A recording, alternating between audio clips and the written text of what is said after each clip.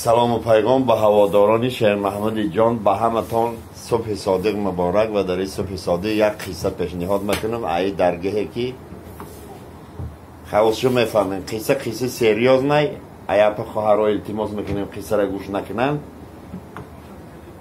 وقتی که قصه فارغ سگره احسن نزن. اتوبوس رفته است، در درون اتوبوس خیلی آدما شدگی، یک خدازدم راستی دری اتوبوس همه خیلی ایستادگی خپیدگی رفته است. هر گاهی که اقصا میزنه دستمالکش میره چولشو تازه میکنه، هر گاهی که اقصا میزنه دستمالک میره چولشو تازه میکنه. این از زنگ همونجا شدگی بیچاره زیق شده. ای پای این مرده هم خیلی گفته تو به عقلی چی یاخی؟ یا مرده که کلان ایزان نمیکشی، اقصا میزنی به جای بریت تازه کنی چول تو تازه میکنی. من بخشی گفته من خیلی کسال دارم، هر گاهی که اقصا میزنم من تمام میکنم برای همون چول به تازه میکنم. او گفته به ایوان تبابتی نکدی یا خیلی لیچین پیچین نکدی؟ نه گفته ای مامت به عقلی چی؟ با من نبرات هر لحظه زمان بنیم در ناس میسخم که اقصا بزنم سر برام باشی. навор сохта шудагии бо дастгирии сайти Yagxp дар инҷа коэффициентҳои зиёд ва бонусҳои гуногуна меёбем ки силкаш дар комментария. ҳамчунин агар бо промокоди ёвонӣ шумо регистратсия кунед барои пардохти аввалинтон 6500 рубл бонус медиҳанд. سلام یارو برادران شهر محمد، یک قصه نوبتی بحثم میکنیم. قصه درباره دیوان. مرحبا. یا سریوگا بوده، سهر پیش دکتر میره میگه رفیق دکتر ما پرابلم دارم. دکتر میگه چه پرابلم داری؟ میگه پرابلم می این همه خیلی براتن، این همه شوام تار، این همه دیوان دو خوام زنکتی.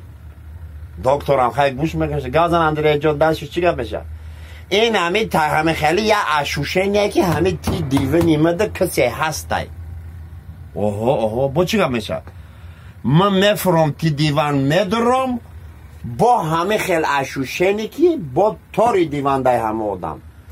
این هم خیلی کاری از 3 ماه 4 ماه دوام ده سر رفیق دکتر چیکار کنم این مسئله رو دیدن دکار.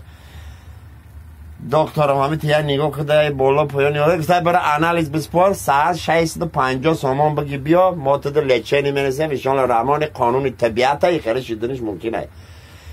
بیچاری اندره مر خانش سهر میشه دکتر عطفت انالیزا رو منیز ریسپت یار میکنه، یه روز داد میکنه نست، 2 روز داد میکنه نست، 3 روز داد میکنه نست. خلاصی یه هفته پس دکتر اندره در سویتوفور میبینه. سلام علیکم، چی به نیومدی اندره و انالیزا تیار مو ریسپ گفته تا قیمتی بد گفته این همه همسایه یه بطل که عرقتی مر سکرت میافت. و چی گفته هیچی گفت صدین سعری فیدیه اومد یه بطل که 0.7 عرق هر دمازده مست شدیم. سنیمه گفت که خدازده ممری همون پاچه های دیوان تا ببوری که کم برایی سربلان باشن برادر لایک فراموش نکنه دیوانای پاچه دار تو خانه رید.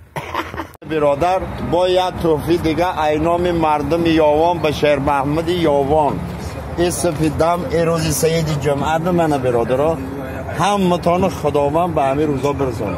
شما در بخت سفید ما خانه خداوند رحمان. الله اکبر.